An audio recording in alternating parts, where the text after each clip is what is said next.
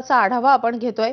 राज्यामध्ये अनेक भागामध्ये मुसळधार पाऊस बरसतोय। मागील 24 तासांमध्ये कुठे किती पाऊस झालाय हे आपण ग्राफिक्सच्या माध्यमातून जाणून घेऊयात। तर राज्याला कसा पावसाचा फटका बसलाय? कुलाबा वेधशाळेमध्ये 121 मिलीमीटर पावसाची नोंद झाली आहे, तर सांताक्रूजच्या वेधशाळेमध्ये 84 मिलीमीटर पावसाची नोंद झाली आहे। मुंबईमधल्या पावसाची आकडेवारी आपण बघतोय।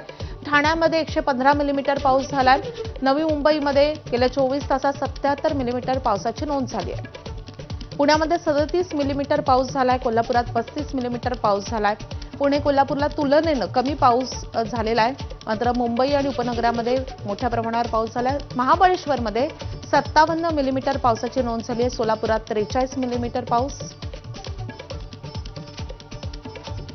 नाशिकमध्ये 72 मिलीमीटर पाऊस झाला, तर नंदुरबारमध्ये 69 मिलीमीटर पावसाची नोंद झाली आहे। धाराशिवमध्ये 52 मिलीमीटर, रत्नागिरीत 43 मिलीमीटर पाऊस।